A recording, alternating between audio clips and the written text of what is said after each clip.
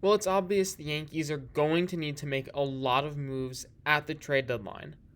But the difficulty arises in the fact that we don't know what teams are going to be sellers, what teams are going to be buyers. So it's really hard to know exactly what's available for the Yankees. But there is one move that the Yankees should make, a no brainer move that improves the team, and this is a player that you know is going to get traded, and that is Elias Diaz on the Colorado Rockies. Diaz is a 33-year-old right-handed hitting catcher, and he's a free agent at the end of the season. The Rockies are not in any way, shape, or form run in a shot to make the playoffs. They're not going to make the playoffs. So they're going to be selling, and Diaz is a free agent at the end of the season. You look at his numbers on the year, and they're pretty good. In 69 games, he's hitting 283 with a 333 on base, a 398 slugging for an OPS of 732. He's also on a very cheap contract, making under $5 million this season.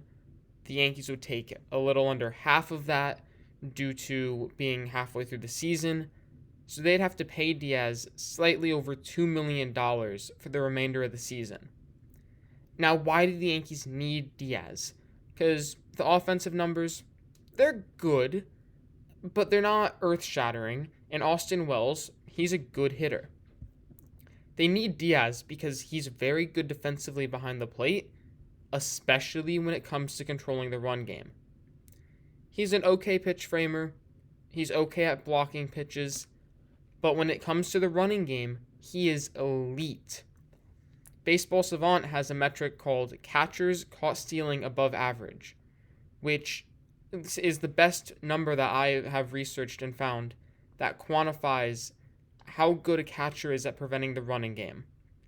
Now, Diaz is the seventh best in Major League Baseball in this stat. You look at the Yankees guys, Jose Trevino is the seventh worst. Austin Wells, the 13th worst. So Diaz can control the run game extremely, extremely well. He has a very strong arm, very good pop time, and the Yankees need that.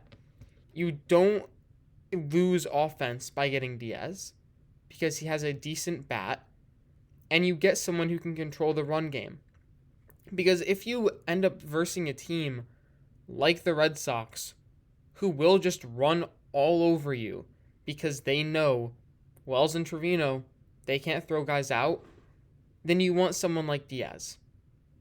And it makes sense to get him now because Trevino is on the injured list. We don't know exactly when he's going to be back. And even if he is back, I think that you need a catcher with an arm. Because if you're in the postseason and you have a team that can run, they're going to exploit that.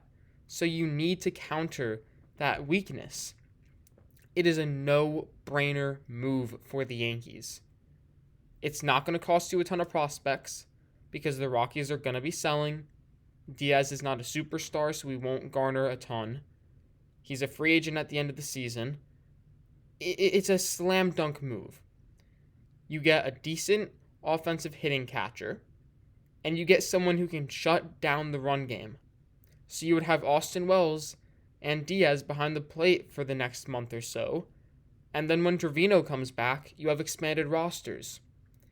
It makes perfect sense. So this should be a no-brainer move for the Yankees. You need a catcher who can control the run game. Elias Diaz does that very well. So an easy move for the Yankees. They should trade for Diaz from the Rockies.